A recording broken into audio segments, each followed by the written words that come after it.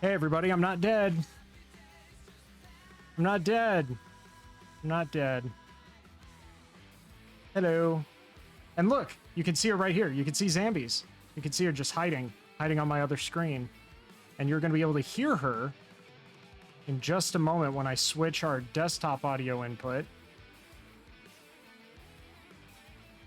to this. And then I click this to that. And now you should be able to hear Zambies. You did it! You did it! I knew you would! I just knew you would! It says they heard you. It is I. It is you. And then we are going to go to the podcast screen, which there she is. Hi, Maggie. Hi, Puppy. Mama will be home soon. Ugh. I'm back. I'm back, everybody. Welcome back. I'm posting in my Discord so that everyone knows I'm over here hanging out with you. Headhog, hello. Profificus, 8-bit sweater, Froggy, Monkey Man. Good to see everybody. You'll need to turn her up a bit. She's very quiet. Okay. Oh, I can't get closer. Nope, it's on my end. Keep talking. Oh, okay. All right. I won't whisper into the mic then. I think that should do it. No. There we go. Hope you're recovering. I am. We're doing okay. Yesterday I may have pushed it a little too much, and I ended up laying myself out in bed for the whole day, which up to that point I was doing okay. But yeah. Now I can hear Zambies over my AC. And who let Zambies out of her cage? JJ, that'd be me. I'm sorry. I saw an opportunity to well, exploit Zambies for profit. Do it.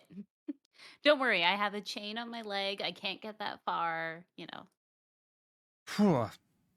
So yeah, I'm back. It's good to be back, and I really appreciate. I know Maggie. She'll be home soon. Oh. I really appreciate all the kind words that I've received from everybody, including using. Oh my God, calm down. Fun and profit. Yes.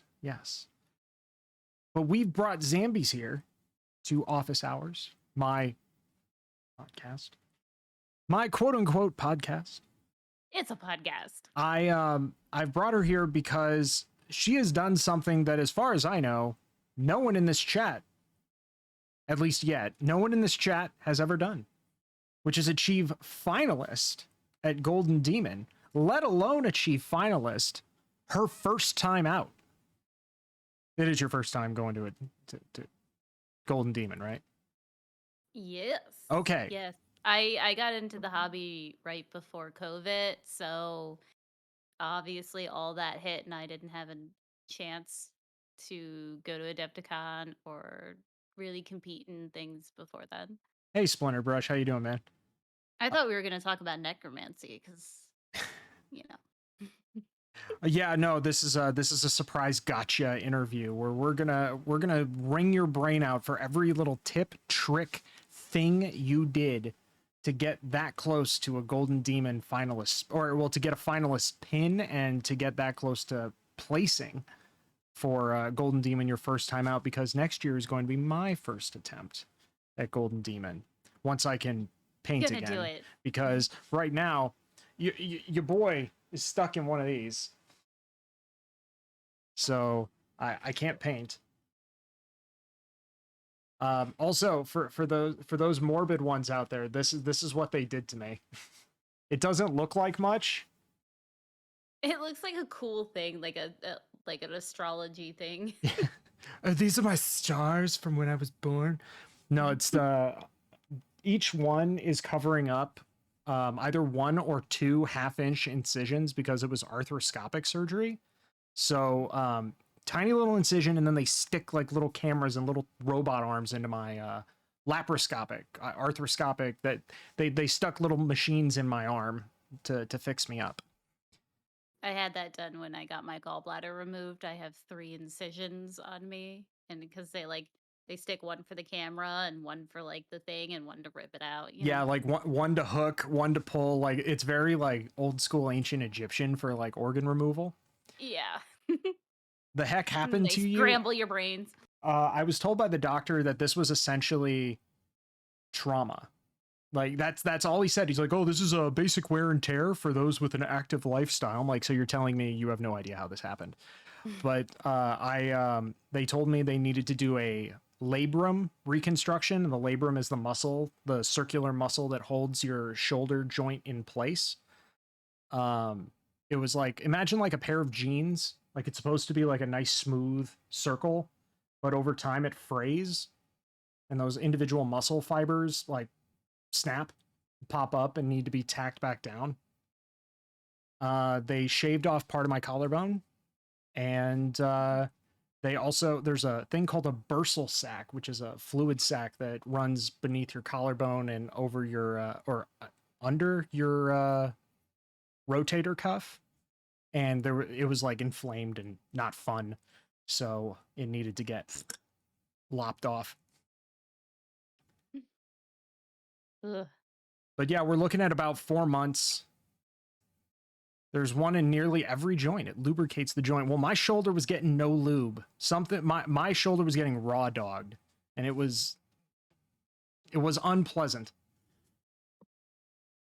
So, I'm not going to be able to paint for at least the next month to 2 months. But full recovery for my shoulder would be about 4 months, they're saying. But I'm doing okay. Like, as you can see, I'm like not even really bruised that much anymore. No lube, such disrespect. I know. You're And gonna come back and be like a phenomenal painter now. It's just gonna you're like it fixed thrown new skills. tremors. Yeah. Like, oh, I have surgeon hands now. Oh, All of a what do you think of sudden I this? Oh yeah, well I paint with this hand. I know. You'd be Elgin like, I can TV, thank you for the glaze follow. and wet blend, and I can do everything now with ease. With ease, I tell you. Hey, Nux. And where is? Okay, and then I put. Okay, come on, Doc, be a pro. Be a pro.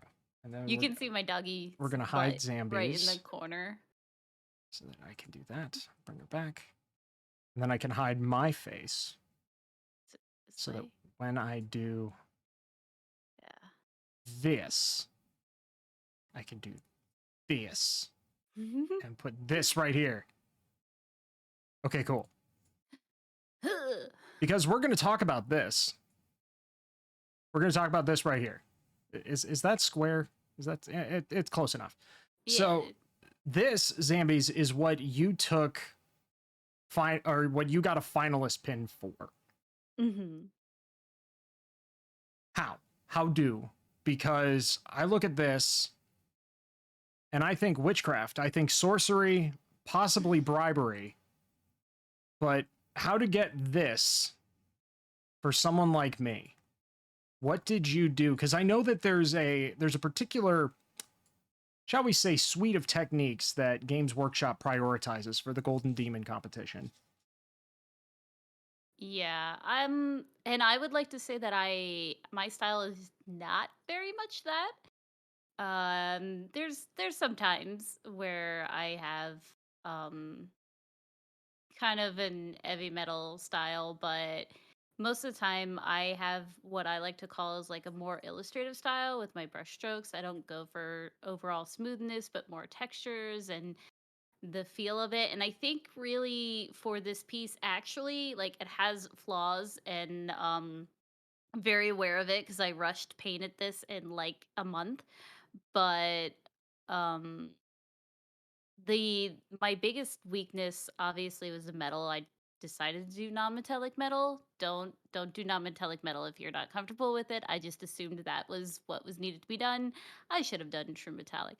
But I think overall maybe what carried my piece, because unfortunately I didn't get to talk to the judges, but feedback from other painters was the fact that I had for me this overall concept, and my fur technique I think was a big thing because you can't see it that well in these pictures if you get up close, and it was very washed out and wasn't very good for the cabinet.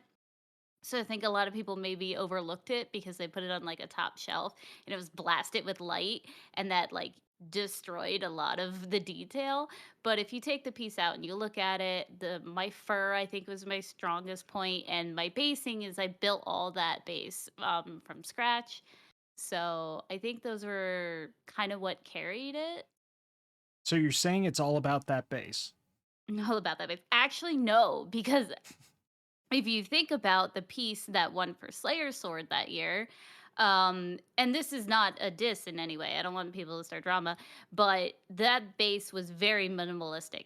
And Hmm. a lot of the bases that won in certain categories were very minimalistic. The one that And the guy who won Slayer's sword though is modeled with this big. well, You yeah, of course his base is going to be minimalistic. You put a pebble on it and a stick and it's yeah. overcrowded. So Yeah, but that's the thing. It worked for that concept in that style. So it's perfect. You find the base that's suiting with it. And I think for Mayan, I definitely went bigger than what you probably should go for with a base. That might have held me back a little bit because I feel like my base was very front and center, even though I tried to off balance that with the color difference there. But yeah, I if you look at a lot of the other pieces for single entry models, their bases aren't as crazy, I would say. oh, also everyone, if you really quick, if you guys want to make sure you check this piece out, Mubin, make sure to like spam this link every like 45 minutes or 20 minutes or something. That's a Me link too. to this particular post. If for whatever reason you're not already following Zambies on Instagram, please do so. I was in a rush and obviously I can't really type very well. So normally I would have like a really nice command, and I will have a command after today where you'll just be able to do exclamation point Zambies and you'll get a link to her Instagram and her Twitch and all this other fun stuff. Until such time, just just look up Zambies on Twitch, follow her there, and click that link and follow her there. So this all goes without saying. Housekeeping over. As someone who is going to be approaching Golden Demon for the first time, knowing what you know now, and I am entering the single model category. Is this what's considered a large model? Yes, actually, when I entered it, I didn't consider it a large model. Um, I didn't know because I put it down as just single entry AOS, and they actually moved it to the correct spot, so that was kind of nice. They didn't like be like, "Oh, you're in the wrong category," you're don't Therefore, compete. DQ'd. Yeah, the lady I gave it to was really nice, and she just marked it and put it in the right area. I didn't consider this a large model, but I guess it makes sense that it is one. Okay, so mine, I'm doing the Sister Palos model, the little Sister of Battle Warhammer commemorative model. What is more important, do you think? If I buy, how do I phrase this? There are people that just do the model and stick it on a plinth, right? And then Mhm. there are the people that put it in a really nice base, like yourself. Do you think that you get demerits for not doing a base? Or do you just set yourself up for more to put you out ahead if you do a base? I think it's the in between. I think that if you don't do base at all and you just put it on a plinth, then yeah, you can have an amazing piece. But if someone else also has amazing piece that is just as equal and they have a base, you're automatically going, I think in my eye, be knocked down for that. And the same way, I think in certain things that aren't diorama, which I will likely be entering a diorama category, because for me, I go extra on the bases because I love bases. I love storytelling. But I also sometimes take that a little too far for what this competition is. If it's a single model, that model should be the main front and center. And then the environment, the base it's in, should just complement it and add to the story, not fight for its attention. Okay. So you got to find like a good balance where you have this piece, you want to have a nice base that complements it. Don't put everything in the kitchen sink in it, I guess. Okay. Unless it flows and it makes sense. Okay, because for my money, I thought I was just gonna do Sister Palos, do her really well, stick her on a plinth, and call it done. But based off that, I will have to do a base. I just don't know how I'm gonna base her. She does come with this like really nice little piece of terrain, but I'm not gonna use that. I'm not gonna use that. I'll figure something out, but it'll take a while because there's something about for me. There's something about somebody who has a base like say this is your base. You know, it's the normal little rimmed base, and then they build up like 4 inches of like cork and milliput. I'm just like, why'd you even put it on the base in the first place? Like it's too much to me. So it's trying to find something that fits my sensibilities that still gets across a good enough narrative vision. Because I mean, like I am going for a diorama for Resin Beast, and that thing's huge. But ugh, for me, it's really hard to competitively picture a base that is narrative without going all the way into diorama status. Yeah, I think that's something that kind of holds me back sometimes too, because I always want to go more. Like with this base, it didn't need to be this big. If you saw the cat that actually won, it's the same model won in the category I was in. It literally was just on the actual base with some tufts and some skulls and stuff. So you don't have to go that crazy, but that's me, that's my art style, and I'm gonna do it whether I win or lose because I'm making art I want to make and I'm telling the story I want to tell.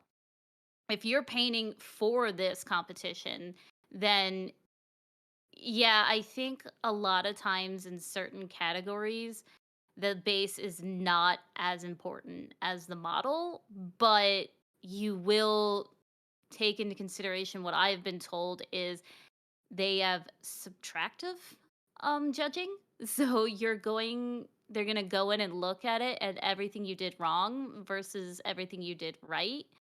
And if your model is up against somebody else's and you both have the same qualities where you have as many flaws or you have as many pros, if that person just has a base that is a little bit better than yours, then that might add to it. But also, I don't think you need to throw the whole kitchen sink in it. And sometimes less is more, and the whole kiss, keep it simple, stupid is going to help you. So you can have like a very simple base and just paint it nicely and don't need to go crazy with it and spend more time on the model. And I still think that you could have a shot at winning. Okay. Because yeah, like Splinterbrush is saying, if you're gonna add something, it has to be perfect. So Hmm. it's more the way I'm picturing it in my mind is kind of like how grading is done when we're kids. You start off at 100%, and everything you do is to fight to keep 100%. It's not to build points up; it's to keep from losing points. Yeah. Okay. That's pretty much what it is. It's like everyone starts at this level and then they look at everything that you did wrong. And they're like, all right, -5 for this and minus this and this, and you keep going down. And that's kind of what I've been told. So I think you should focus on the areas that you know you can excel in and make everything as perfect for you as possible. And then you can add to that for what you feel comfortable. But if you're not totally confident in what you're adding, don't add it. So by that logic, every piece I paint is a Golden Demon Award winner until I enter it. So technically, everyone, you are speaking to the most successful Golden Demon painter of all time. Because let me tell you, every single one of my pieces could probably win. I just haven't entered it, so we don't know. So technically, I have 100% on every single piece I've ever painted. I sometimes terrify myself with my own wit and knowledge. But that aside, what were some of the challenges that, I mean, you said you knocked this out in a month, which in and of itself is insane. But Yeah, I was kind of rushed with this one. I had plans to start it in 2021, and things were busy, and then the start of the year was really really rough for me for a lot of reasons. So I slowly started to work on it, but painting did not happen until like maybe a month and a half before Adepticon. And when I mean painting, I mean like not, oh, I sit down for like 5 hours and work on it. It's like 30 to minutes to 2 hours here and there because, I'm a full time mom and I have content creation and I have this. And I wasn't painting this on stream until it was like 2 weeks before Adepticon because I finished this up literally days before then. Um, and I had to build the base and everything. So, yeah, going back, there are things that I absolutely love about this model that I would do again, and that would likely be the base, even though I know that there's a possibility that that base was too freaking big, and I might have gotten knocked down because I spent a lot of detail on that base versus the model. I don't care, I would do it again. Um, good, the good. fur was perfect to me. Um, in my style. I know other people have different styles, but to me, I loved the fur. My biggest weakness was I rushed the non-metallic metal. I was not happy with it. I should not have put it out there. I should have done true metallics and been happy with that. And then I could have fixed other areas and spent more time on it. But overall, for what I did, I know, for next time. I rushed my non-metallic metal, and it's still better than any non-metallic metal that Dr. Rhino's ever done his whole fucking life.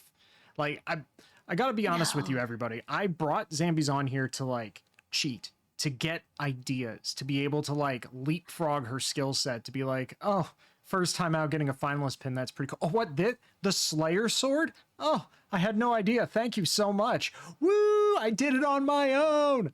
Like that was the plan. Now I'm just pissed because I'm looking at everything you've done in the amount of time that you spent on it, and you really are a world class talent, and the finalist pin shows it. And I'm not that. Oh, but I see Merlin Model said he got one of the 500 Golden Demon tickets for this Nice. year for the English Golden Demon, which is fantastic. Good luck to you, Merlin. I know our girl Orky got in on that one as well. I am. We need to see more ladies. We do. Sorry to the men, but this has been We've a had male-dominated hobby for how many years? all of And them. last Golden Demon, there was what? Kaha was the only lady I think that won. She was robbed. She should have Yeah, won. She should have won. I like again, nothing against the people. Like, okay, maybe for maybe even down to a technical aspect, they may have been better painters. I didn't look at the models in detail like the judges did, but in my opinion, the coolest model up there was Kaha's, and she got silver. And that's some balarney. That's some balarney, right? Ow, ow, that hurt. Shouldn't have done that. but oh, you're right. Be careful. Don't hurt yourself. I already did that, and then I had surgery, which hurt worse. Yeah. Anywho, I think the thing for me too is I'm honestly not expecting to win a golden demon next time. And the thing with that is I refuse to paint to the judges liking, and that is not a diss to the judges. I have the utmost respect for them, but they have a standard, and I will make the best piece that I can make, and if they enjoy that, that is phenomenal. I will be so happy. But at the same time, I'm an artist and I value concept over technique. So I'm going to put something out there that's really cool, and that's the way it's going to be, and the chips will fall where they fall. And I think that's what happens with a lot of other artists too, is because of the way that certain competitions are, and like I said, they can be run however they want because although this is a painting competition, it is not a art competition. no, So it's free promotional material. Yeah. So I want to stress that I am not crapping on Games Workshop or the judges at all. This is the way they run it, and that's the way they have every rights to. But that's why, like, I'm very surprised that going into it, I painted this staying true to my style, and that it even got some recognition. Whereas some other people, there's some pieces that I've seen that are absolutely beautiful, but they do have a standard that they're looking for. And if it doesn't fall in that standard, you just have to realize that it doesn't devaluate you as an artist or as a painter. It's just not what they're looking for. It's yeah, you're right. It comes down to the idea of you know how there's the studying for the test and then there's like studying to learn, Yep. that sort of thing where like or teaching to the test actually I think is the way it's usually said. But the point is that like if I as a guy who you guys have seen how I paint, I love quick, I love OSL, I love grimy, grimdark. I like grimdark with some bright colors. That's how I like to do things. That is not how GW does their competitions. Now, granted, there was a very, very, very impressive grimdark Leviathan Dreadnought that won the vehicles category, and deservedly so. It was incredibly detailed and very well done. Because unlike me, who slapdashes everything, he did it all by hand, which just blows my mind. Anyway, Mm. anyway, me painting to my style, I know won't win anything in Golden Demon, which is why I'm doing this piece GW style. I'm doing wet blends, I'm doing non-metallic metal, I'm doing glazing, I'm doing literally everything I hate. And to a certain extent, yes, you should challenge yourself. Like there's a reason why I avoid these things. They're hard and I don't have a lot of experience with them. So in this way, I can look at it positively as I am forcing myself to go outside my comfort zone and utilize techniques I don't often use, And that's good. which is That good. is really good because I think that one good aspect of doing competitions, and especially competitions that aren't, that are more close to a certain style that they like, is that whether you win or lose, that's not the point. It's you're trying something different and you are going to automatically learn something along those lines. Whether you learn that you hate this style or you learn that you can apply something somewhere else or you really like it, it's worth trying and to challenge yourself to do it. Yep. I can sit here and say like I hate non-metallic metal, I hate non-metallic metal, but until very recently And I you don't hadn't. have to do non-metallic metal though. And I yeah, exactly. I don't have to do it, but until I had tried it, genuinely tried it when I started learning oils and non-metallic metal at the same time because jokes aside, I think that if you are going to try non-metallic metal, I think you should get some oil paints and try with oils first because all the things that hold acrylic NMM at such a high difficulty bar are the things that are easiest with oil paints. Yep. Blending, work time, all these things are intrinsic easy factors for oil paints, whereas it's the opposite for acrylics. Oils take forever to dry and you can blend them seamlessly with no effort. It's perfect for learning non-metallic metal. You then take those principles that you learn and then try to apply them to acrylic paints and then cry. So I was taking that approach. And it'll be great when I can finally hold up a piece that is the best of my ability with non-metallic metals and go, there, I've done it. Never again. And then I can set it aside. And it's a matter of knowing that you've tried it. You know, the try before you buy, the don't. What do our parents always say? Well, you've never tried it. How do you know you don't like it?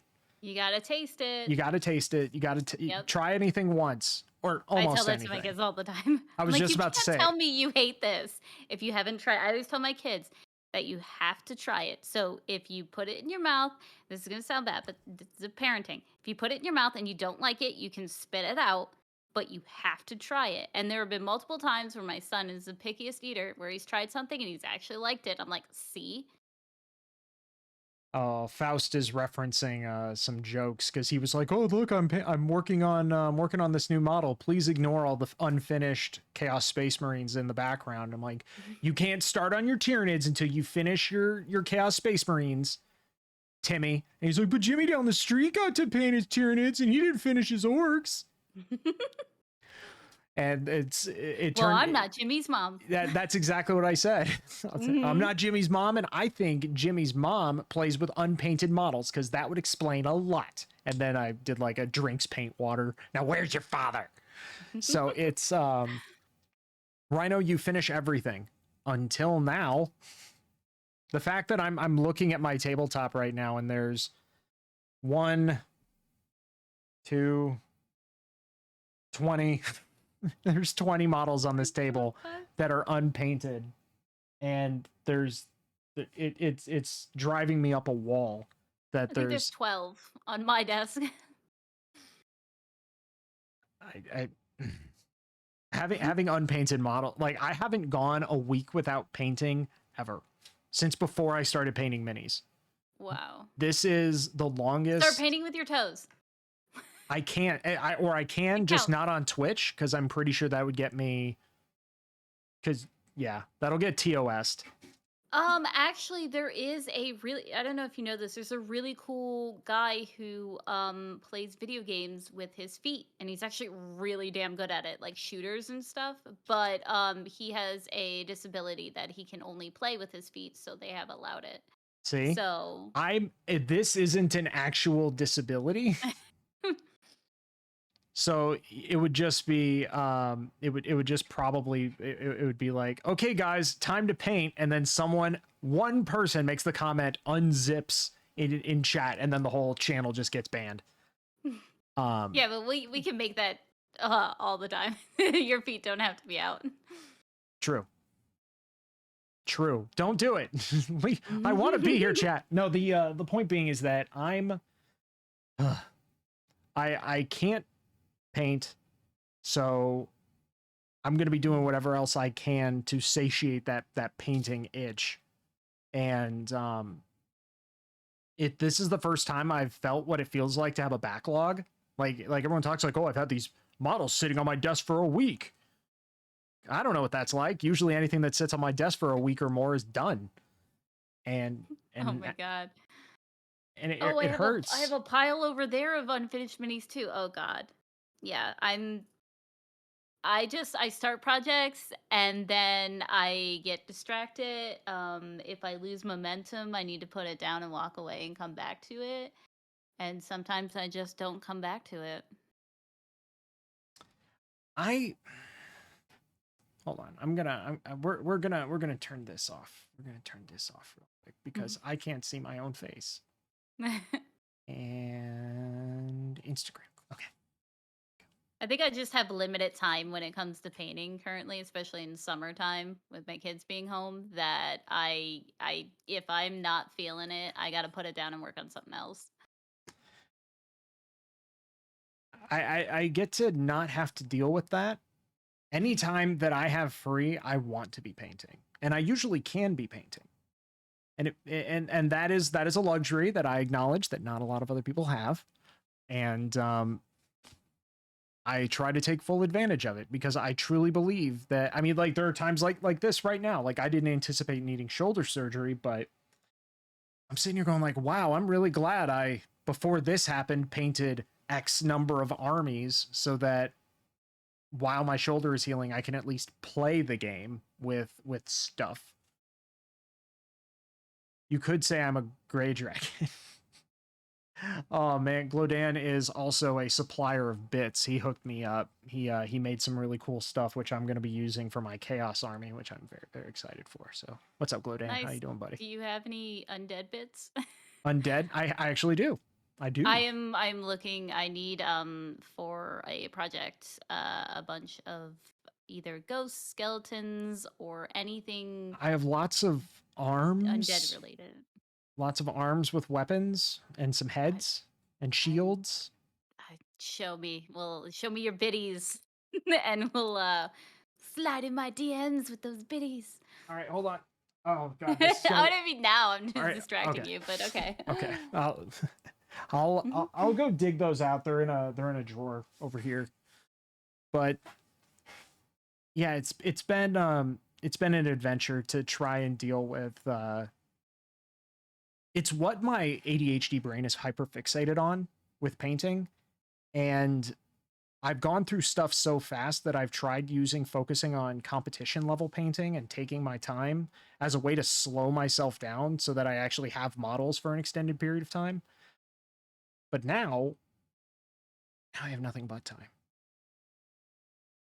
And granted, it may have come at a great point in time because I was actually starting to feel possibly like I was starting to burn out, like I was starting to not have fun doing it, which 2 years of constant painting, okay, I guess it's about time to happen. But now that I've taken a little bit of a break, the urge is back. The urge is back and I'm very excited. I'm very very excited to be getting back to painting. So, I guess then we can start talking about, I mean, I know you have a giant pile of models that you're all kinds of hammed up to eventually get to, but is there a model that you either have in your possession or that you would like to have in your possession one day that you really want to paint? Ooh. Doesn't matter how expensive Um, it is, if it's a one of a kind, if it doesn't even exist. Like, because I mean, we live in a day and age where you could hire somebody to 3D model something for you if you had the money to do it. I mean, look at Eric Swinson with that super awesome Mephiston that he had. yeah. What's his name model for the open category? Oh man. That is tough because my inspiration on what I want to paint flies around so often and so much, and I see cool models, and um I think like the easiest answer would be that there are a few models that I have been really excited to want to paint that I have currently. And then I start working on something else and I put it off because I don't want to paint it because I'm waiting for like the right idea or something to like pop into my head. And so the models that I would currently really want to paint, but just am not getting to that I own would be the Sombras. I painted the Apple's bust from that Oh, right. Kickstarter, but I have Fauna was actually the reason why I backed that Kickstarter, and I had that model primed and over there, and I have an idea for it, but I just don't wanna sit down and do that without a dedicated time frame to work on it, so I have it, and I also really like, flowers. So, those are ones I have. I think, um, there are quite a few models that I would actually paint that I don't own, and a few of them I would wanna tackle. I really want a Nagash. Oh, Because I wanna do some cool stuff with it, but I don't wanna pay for one, and it's so big, and I don't wanna, like, build it and start tackling it right now. But that, a black coach, that would be really cool because I would stylize that and add it to maybe, like, a diorama. Like, I wanna honestly build my whole entire world. Like, I wanna build a realm, like, you walk into, like, a Warhammer world, but you walk into one of my rooms, and it is just fantasy land. That is my dream project. oh, okay. So you basically your dream would be a Warhammer World style diorama, like a room size diorama that you get to do for like AOS slash Warhammer Fantasy. Yeah, and it wouldn't just be, like I wouldn't be a stickler for just keeping Warhammer Oh, models, okay. but like a lot of them would be in that realm. I would have like a dark, more fantasy land, which would be kind of like the night haunts, and then I would have a forest area, and it would be like different times of day or seasons would you would walk around and just have this crazy world. So if anybody's watching and has a bajillion dollars in a room in their house, I guess Hire me. yeah, you have somebody who has a vision for it. Yeah. Let me make my vision real. Yeah, it would be just cool to have like these models that are meant for the tabletop and to play with, but actually create that land, that story, Okay. where it's not just a battlefield. I have big plans, but it's not the model that I'm like clamoring to do. It's just the latest in a long line of I have an idea for this, and then I'll just kind of wing the rest of it. Uh, I've been there. which is that Angron, the new Angron model, big winged demon with the bicep wings. I want to rip those wings off. Everyone's like, "Oh, the bicep wings are so cool." I'm like, "They're dumb as shit, and you know it. I'm gonna fix it. We're gonna make them better." I already Googled it. I looked them up. I know exactly what I'm gonna buy. You can buy these these model scale model jet engines, non-functioning, of course. But I'm gonna rip his wings off, and we're gonna put big turbine jet engines on his Oh my back, god. and we're gonna make it like he has a giant uh, jetpack or a jump pack like all the assault marines have. So instead of wings, he's just like two giant turbine engines, and off he flies. So that's the plan for that. And then like of course like building it up and adding all sorts of like it's grown into him and all this other stuff. But that's the plan. I love kit bashing. It, Like I think it's so fun. Especially when you take two things that you don't think would work or from two different like realms and you smash them together and it actually looks really cool. I remember that model looking at it and the first thing I said too, we were like, "Oh my god, those wings are swole, man." Like I love the armor on it. The knee plate is awesome. I want that in real life. Like I want to cosplay them. Just those knee plates are cool. The model overall I don't think is bad, but it's just those wings like stick out. He's got like watermelon and veins for those like whatever they're called right on the back there. but so I'm right there with you. I mean, that's one of the reasons why I was like, this is great from here down. But the wings really do add a great part of the silhouette. Like if you just look at the black outline, you're like, ooh, that looks cool. But the trick is changing it out for something else and still maintaining a really cool profile rather than Mhm. shrinking him down really small because you took his wings off. Uh, Yeah.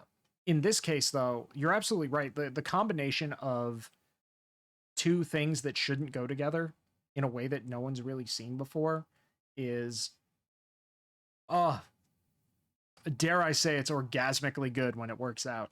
I Um, know. I love seeing that. Especially like that's the great thing about Instagram and like all these people who just go crazy with these models and why I love like the grim dark like style and just having gross like models and I don't necessarily paint that way a lot even though I've been called like colorful grim dark when I do certain things but it's so cool to see things taken in different ways that they weren't imagined, and I love that aspect, and I really think it would be nice, maybe down the line, that if GW ever wanted to add something like a off the rails, like, mini golden demon, it should be a kit bashing competition. It should be a whole section where people go absolutely bonkers, and it's just like, I wanna see the most batshit crazy idea you can come up with, but it looks amazing. Like, well, that's yeah, like, it's executed, it's painted well, but it's mostly focused on the concept and the idea of what crazy combination can you make with all of our models? yeah, of I course think that would be amazing. that would be the one proviso that they'd be like, oh yeah, convert and kit bash whatever you want, but you can only use GW stuff. No third Yeah, party bits, no 3D printed bits. And I'd be that's like, fine okay. though, because there's so many GW models out there. You could make like any random monster creation. I call it like the silver git because like when I think of the 40 specifically the 40k universe and kit bashes, orcs, as much as I hate orcs, they are kind of like the kings of kit How do you bashing. hate orcs? I hate orcs. No. I have painted so many orcs, and also if he's still here in chat, Gear Guts Mech Shop asked me a while back if I'd be interested in doing a project. The Golden Gretchen. There you go. I like that. The Golden Gretchen. I'm in. You know what? If GW doesn't do it, Let's do it. It's you and me. We should. Yeah, we'll do it. We'll get a couple more people to judge, and then we'll have people enter the Golden Gretchen, which is a purely kit bash and paint competition. Yeah, where I want to stress that I'm gonna write this down with my left hand so you guys can all laugh at me. I know that like Golden Demon is painting competition, but I feel like this would be like, yes, it has to be good painted, but the main focus is the actual creation, the concept of what models you use. Do they look good together? You know, does the story, because with a kit bashing, I think it's heavily reliant on your storytelling, you know, the lore behind this creation, why you chose this, does it show well? I think that would be awesome. I am listening, I swear, but if you guys are looking at my face, I am trying so fucking hard right now. Right. I could have wrote it down for you. Golden Gretchen with my left hand.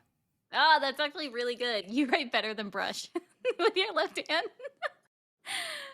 Have you seen Brush Fryer's handwriting? It's atrocious. Yeah, I have. Also, did I ever tell you at Adepticon, like, the second thing I ever said to Brush? I walked past the Game Envy table, and then I just see him. He's just sitting there painting. Because I saw the mohawk. Brush for hire! And he pops his head up, and he looks at me a little weird, and I pop my mask down. He's like, oh shit, Rhino, what's up, dude? And he stands up. And I thought he was going to keep standing up, but he didn't. And he's shorter so than I expected. Short. Yes. I mean, I love Brush, but that was I'm like, oh my God, dude, it's so cool to meet you. Hug. God, you're short. He's like, people need to stop telling me that. I think I said the same thing. I think because when I came in, like some of the first people I met was like Sam Lenz, and everyone else was like so tall, and I walked past like Eric Swinson, and is it Swinson or Swanson? Swinson. Okay, I said it right because I was like, I second guessed. I'm like, did I? Ron Swanson, Eric Swinson, both bearded men who are very skilled artisans. But I stood in between them at one point, like, and I'm like, oh my God, I'm gonna die. Like they could just both put their hands down and crush me. But yeah, I saw Brush, and like the first thing I noticed, I was like, I'm dude, eye you're level not that with much. you. You're good. This is good. Thank you for being closer to my height. I like when you said like Eric and Sam were like here, and they were like, oh, like they could crush me. I was like, step on me, Swinson daddy. But I made a comment on one of Eric Swinson's posts after Adepticon. I'm like, dude, I saw you. I wanted to come up and say hi, but I was like so fucking nervous and intimidated by you and your skill and also how big you are. He said, dude, I don't bite. I'm like, that makes it worse that like I'm now a coward. He's not an actually intimidating. He's just like, yeah, you better fucking step off. Yeah, I'll fucking kill you. And he's like, no, man, come on over. I'm a real nice guy. Damn it. I don't know what he thinks of me because the whole time at Adepticon, I walked past him maybe like 10 times. And every time I was just like, hi, Eric. Hi, Eric. And that's it. That was like most of our like conversation through Adepticon was just me being a dork and being like, hi, Eric. And that was it. And walking past him. You know, Ryan, Cephalopod Studios, people kept mistaking him for Eric Swinson. Because he is also a over 6'2" bearded, large man. There are so many tall people in this hobby. Oh my God. And with beards and long hair. The best. I'm not complaining. Matt Yee is also a tall individual. He's just barely shorter than me. And he likes to tell the story of when he first met me when we were in Cincinnati filming the International Rhino Day encounter with an actual rhino, which was and I opened the hotel door for him. Like he knocks, I open the door, he says, and I looked up and I looked up and I kept looking up because god damn it, Doc is so tall. I'm like, dude, we're like eye level with each other. Why are you telling this story like this? And then we both met Punexpected Painting, who's a fucking giant. He's like 6'6", and he's like, do you guys know me? And we're like, no. Meeting everyone at Adepticon was a lot of fun, but Zambies, as a fellow content creator, does it not confuse you, stress you out a little bit, and irritates you a little bit when people are like, "Hey, Zambies," and they like, and you're like, "Oh, hi, thank you." Hi, And you have no idea who they yeah, are. exactly, because Yes. they don't have they don't have a badge with their username on it, and you also don't see their face. Yeah. Like, granted, I was wearing a mask and I was still getting recognized, which was Yeah, pretty. so was I. I wore the mask the whole time, and people like would stop me. Like I'm walking around the vendor hall, and people be like, "Are you Zambies? I love your work." And I'm just like, I yelled at Miniac. That was the other. I just he was walking down one aisle. I was walking Matt Yee around, showing him where everything was, and I see him and Ninjon and like this. I would have stopped and said something to him in person, but he had this like cloud of people just like following him and just kind of watching what he's doing, and I'm like, I'm not gonna be that guy. So I just yell at him. I have a mask on. I'm like 10 feet away. He has no idea who I am. So I'm like, "Hey, Scott, what up?" And I just keep walking. And I see him go like he's like, he's wearing a mask. He said hello to me in a way that I should know him, but he walked away. Who are you? And by then it didn't matter. I really want to meet John Nemus. Really, really bad. He seems like, not to say that Scott isn't, but like John and I feel like we would get along really I well. I did not get to hang out with him like at Adepticon because unfortunately I drove there and back every day and I had to leave at bedtime, and turn into a pumpkin. Next time I really want to get a hotel so I can stay there and actually like hang out and do the, after hours activities with people. But That makes it sound so sordid. no.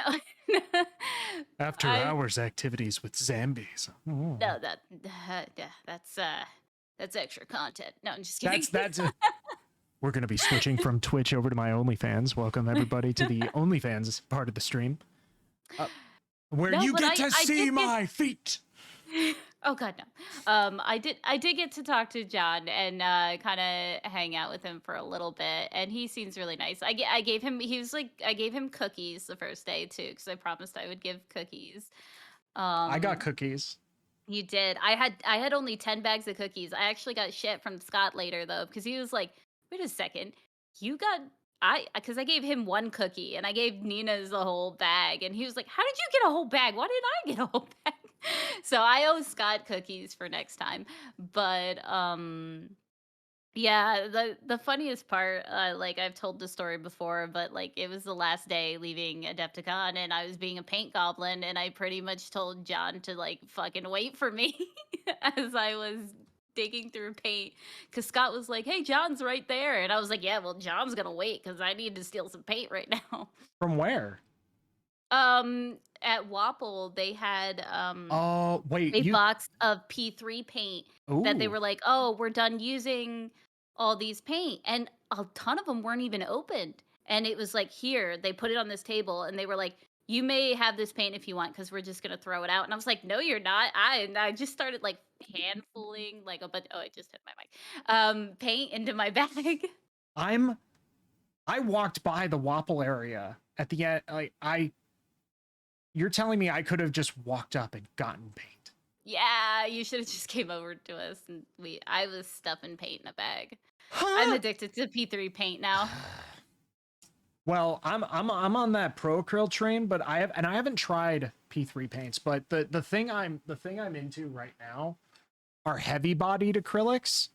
I Mhm. like that heavy body now. Thick body paint.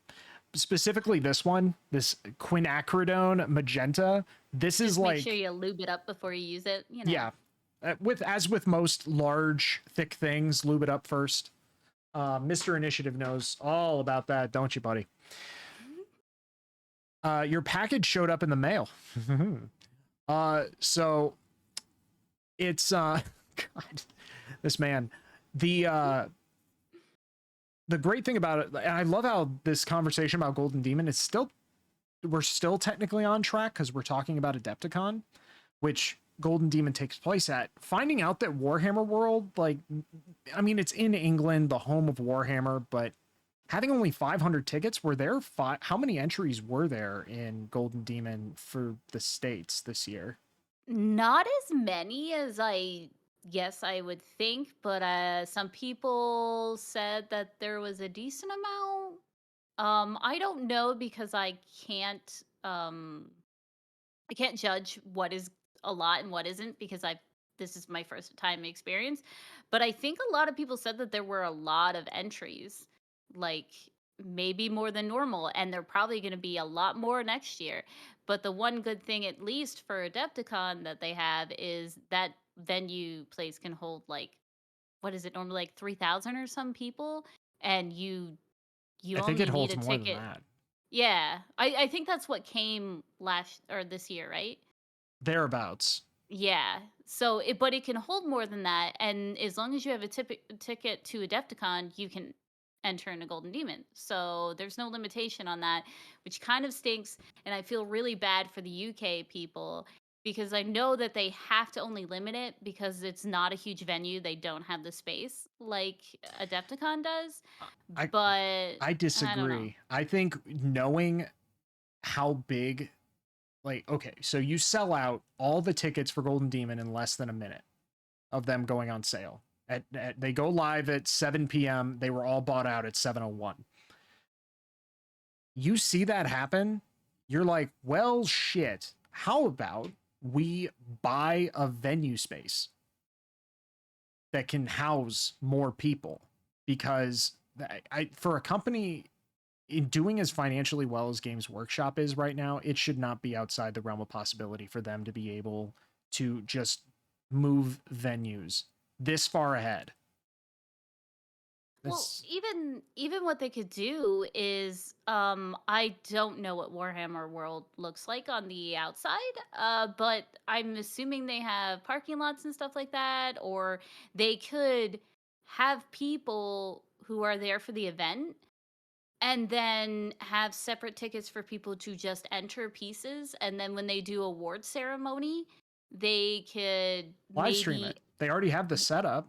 yeah, they could do that, or they can invite people like the top people who got in finalist area and say, "Hey, you can come to the ceremony."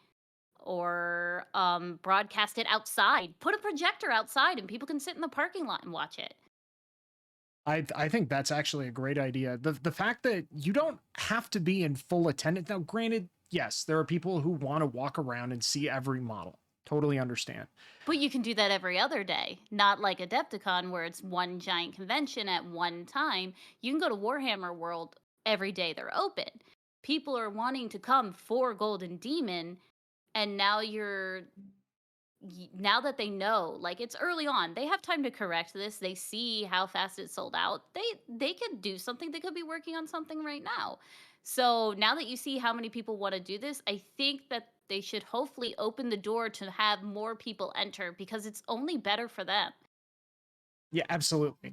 And the fact that geez. I was wondering, like, why is that noise going off?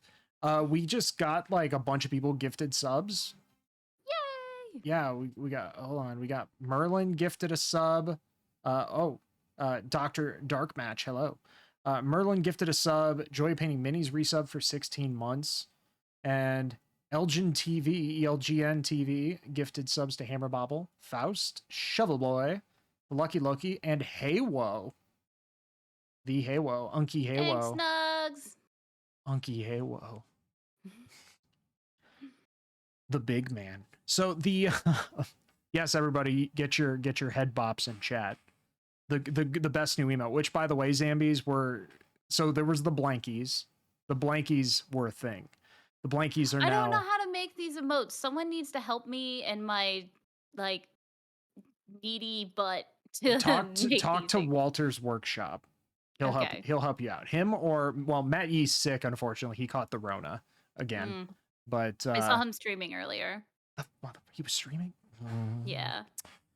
I spent all day today because Play on Tabletop had their own little painting competition, and I was asked to be one of the judges. And after saying, "Are you sure?" like 5 times, I judged it, and like I actually told you previously, based on my experience that I had with Resin Beast, I wanted to give people the very best experience they could possibly have with a painting competition. So I spent all day today, the first day after the competition had closed. So within 24 hours of the competition closing, all 50 entrants have received like 2,000 plus words of feedback on Dang. on all of their uh on all of their entries. So take that, Vince. I did it in 6 hours. You had 11 entries and multiple months. Where the hell are you? Where the hell are you, Vince? Huh? Huh, Vince? Anyway.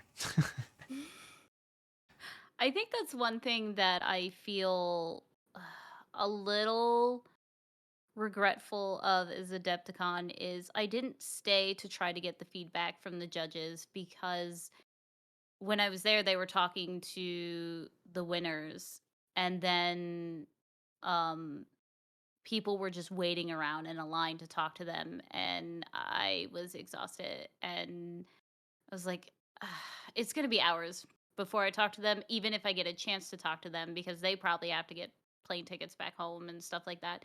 So I really do wish that I had a chance to have someone judge my work and give me feedback because this is the first time that I've had someone look at my piece in person, minus Dragonfall, but I wasn't there in person. And it would have been nice to see some professional, eyes tell me what I did wrong and what I didn't. Though talking to other people, I kind of know. Like I know going into where my biggest flaws were, but there could have been things that I didn't see that I can improve on. Well, I mean, you personally have a benefit that most of us don't, whereas you also happen to be good friendos with the man himself, the man, the myth, the muscle, Sam Lenz.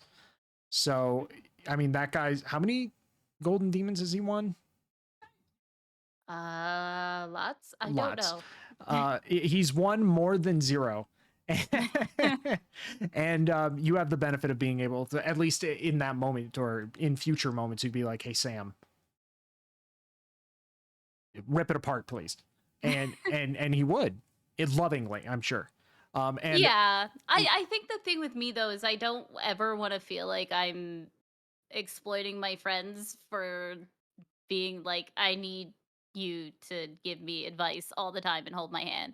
So I don't ask for it that often. okay, Sam, if you're watching right now, could you please help Zambies because she refuses to ask for it herself? So I will ask for it on her behalf. And Sam, while I'm here, how you doing? Can I get some help too, please, Sam? Can you lift me upon your golden demon wings? But we have I'll help you. I mean, I may not be a Rorima. golden demon winner, but I'll Rorima help. just subbed and then gifted 69 bits. So nice. Thank you so much. Sam's streaming right now. No shame, guys. I've been streaming for almost 2 years. There's no shame left within me. You have drained it out of me. You sick shame juicers. You've pulped me. Uh I want to say so many things, but go ahead. no, I just I'm really excited to try my hand at Golden Demon. But my experience with Resin Beast in a different way uh shattered some illusions for me. In the sense that I'll admit I had main character syndrome a little bit. I thought I was gonna like go in and place top 3 my first time out in Resin Beast. I look at my piece, I'm like, it's okay. It's not top 3 material. So I learned that now, and I had to learn that the hard way. And I know going into Golden Demon, the same thing is going to be true. I won't place, or if I do place, it'll be a fucking miracle. But we all need, if we're going to enter a painting competition, we all need to go in with the expectation of we do this for professional feedback if we can get it, and we do it to challenge ourselves. Anything after that is all fine and dandy, but it is not what we should go in expecting. Even as much as it hurts, I have to start telling myself now, that little voice that starts saying, believe in yourself. No, shut up. Not in a depressing way, but in a don't get your hopes up sort of unnecessarily get your hopes up sort of way. Because that's what happened to me. I started off with that, go in, I'm going to learn, like I'm going to get expert advice from expert judges. This is going to be great. And then, anything after that is gravy too. Like, oh, I bet I place in the top 5. Maybe I can place in I should place in the top 5. I should place in the top 3. I'm a freaking Resin Beast champion sitting right here just waiting for him. And all it does is set me personally, everyone else's experiences are their own, but I'm easily swayed by myself. So I set myself up for emotional destruction, and it hurt when I got 7th place out of 10 people. 5 of which entered after the cutoff date, but that's just me. That's just me making excuses. What model did you submit for Resin Beast? It was a one of the Children of Ruin. It's the guy with the big sword.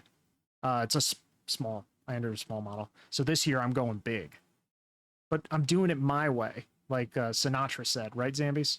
I did it my way. I did it the Zambies way.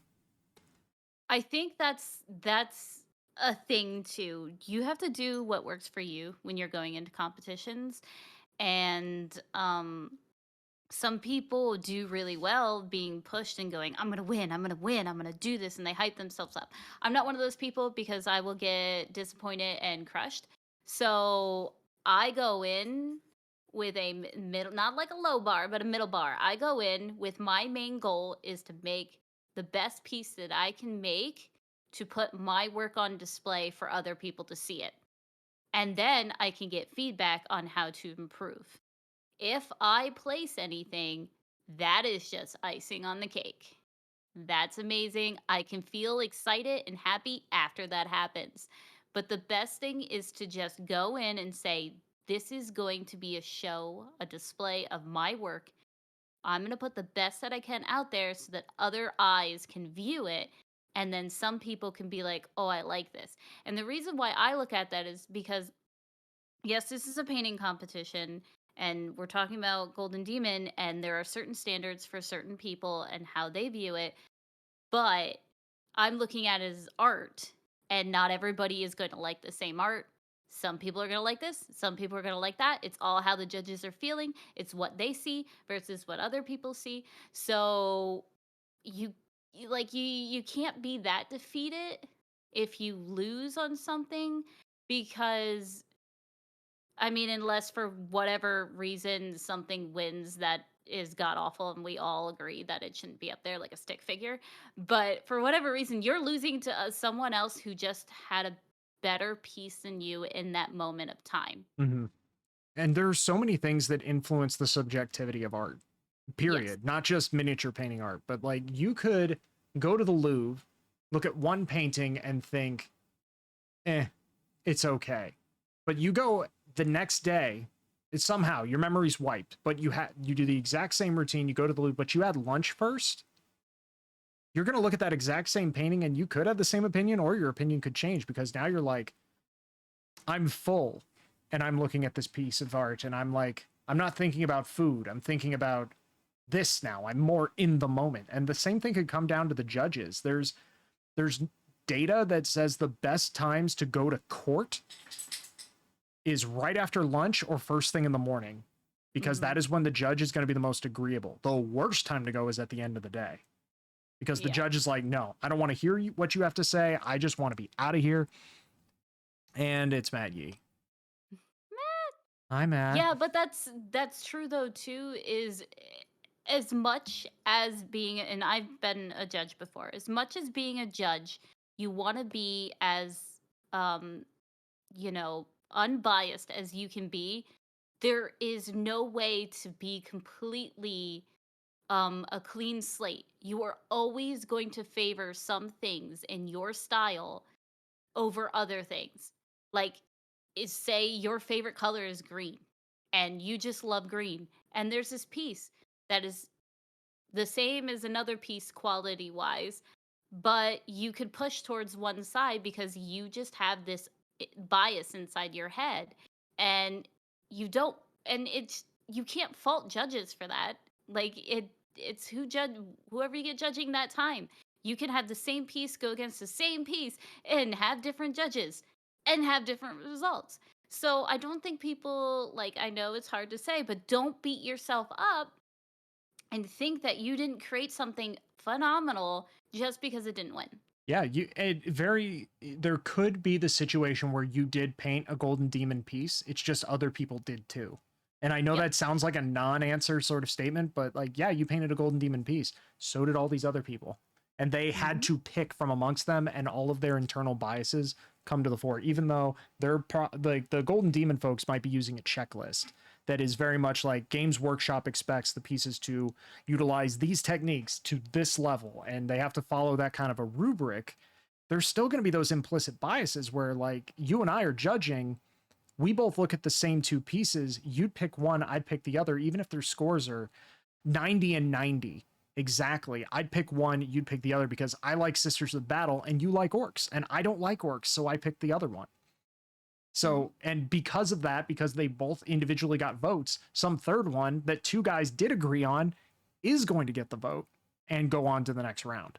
So, two pieces that could have been Golden Demon quality don't, based on biases. And now this is obviously just hypotheticals, but that's how this stuff works. And the more, this is Doc's therapy from Adepticon.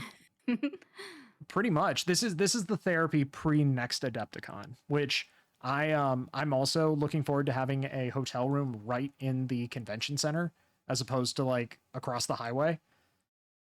Because I like the idea of just being like, okay, I'm gonna party until my feet fall off, and then I'm gonna stumble upstairs and fall asleep, as opposed to like, okay, I have to go get to the car and drive back to the hotel and then pass out, and then have Matt Yeah. Yee go to the wrong hotel again. He's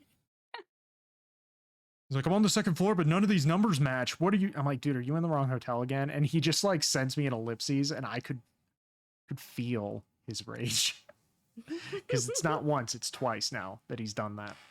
Hey, Hobbies for Happiness, how are you doing? Hey. So,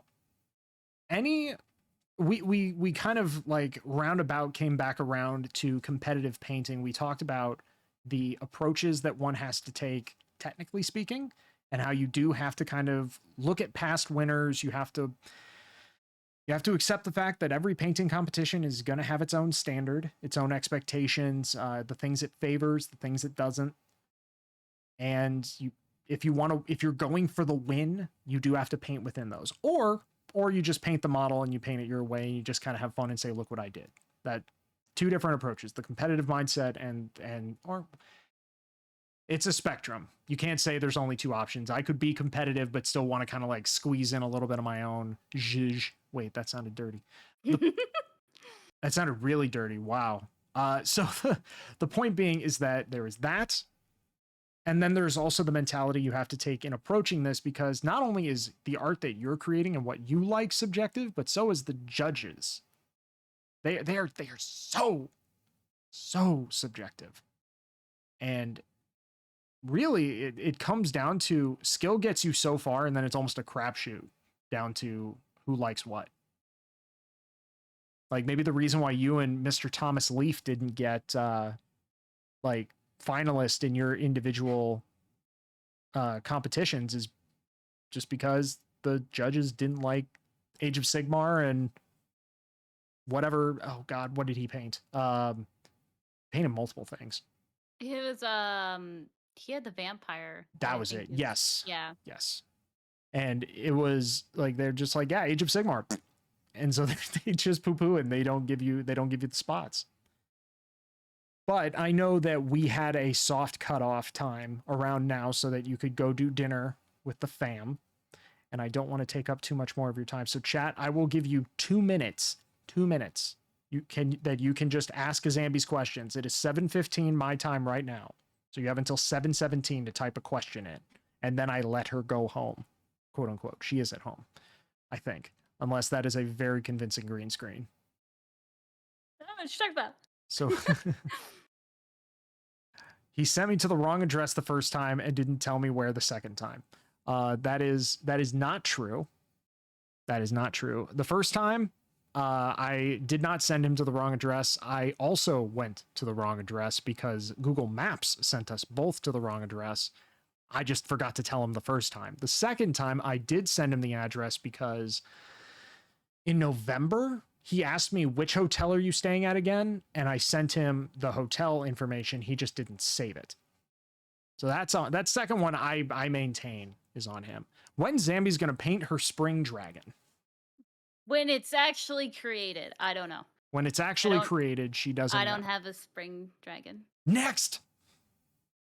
Nerd Hollow says hello. That's not a question. Try again. Next!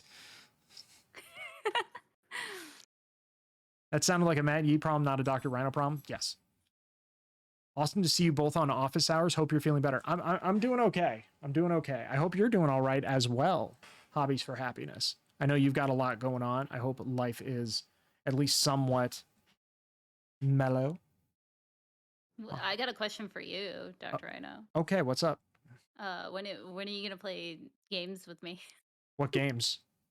The only one I know how to play currently well is Warcry. So Well, if you have a second warband, I will be happy to play Warcry with you, but I've I yet... currently have 5. Okay, I think there are some options there. I kind of was hoping you'd say, well, I just have the one. And I'd be like, No. ha! It's kind of the same thing that Matt Yee did to me with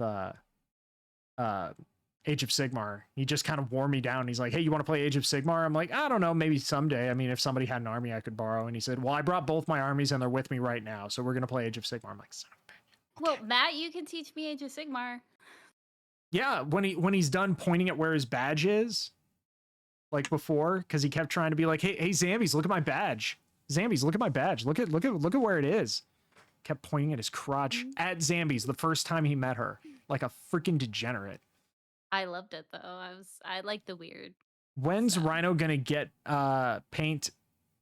When's Rhino going to get to paint Zambi's Autumn Dragon? I do have an Autumn Dragon. I have the file for it, but I don't. Like, if you have a 3D printer, you're welcome to have the file if you want. I don't have a 3D printer. I have someone local who has one. Well, if you want to paint a dragon.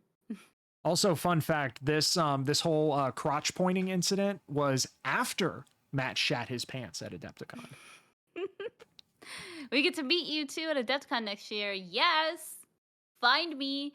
By the way, yeah, we talked about this before. If you see me at Adepticon, last time I was really spacey. It's my first time going to a hobby con, and I was also in lockdown for COVID and a hermit. So this is the first time socializing. I was all over the place. I met a lot of people that I didn't realize that who I met until after Adepticon. So if you see me, please introduce yourself to me by how I should know you, like Nerd Holla. Same goes for me. I may not recognize people immediately by face, and I saw a lot of faces. Hopefully, next Adepticon, there isn't a pandemic or something that keeps me wearing a mask all day, so that I can be full-faced and people can see me and recognize me.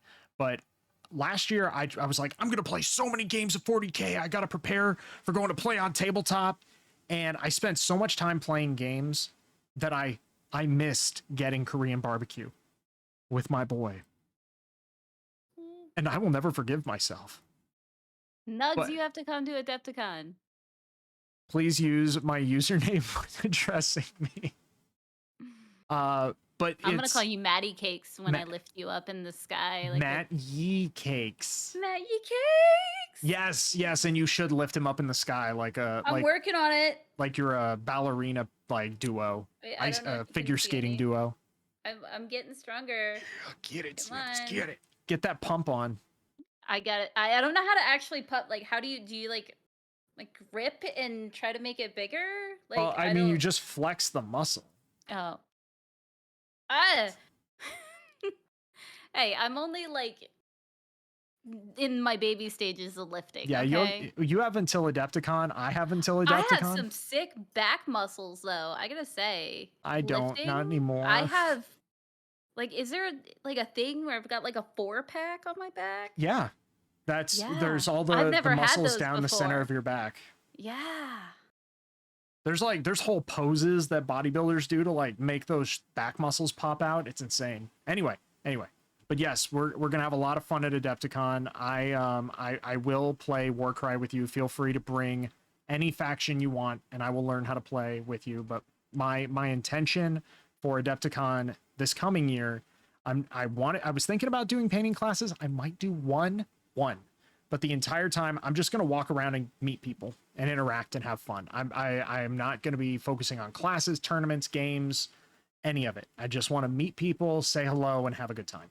Enter a few painting competitions, which really doesn't take a lot of effort at the convention. So next, Rhino flexing those guns. Yeah, what guns? We'll get there. Rhino will have guns. Rhino's gonna be like, you have guns already. I'm gonna be Chris Evans. You got cheeks. I'm gonna be caked up. My whole body will be cake. Speaking of eating, I have cold pizza waiting for me. Yes, I was just about to say we need to wrap up so you can go eat.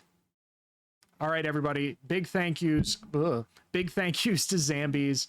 I really appreciate you being part of my return to streaming after one day off. It feels like it's been forever. But thank you for coming on the stream, everyone. I know we all appreciate Zambies. To hell and back. So Zambies, until we see you again, have a great evening. And bye-bye. Bye, everybody. All right, and I'm going to switch to FaceTime so that it's just me, and then she's going to just dip from the call like, boop. All right.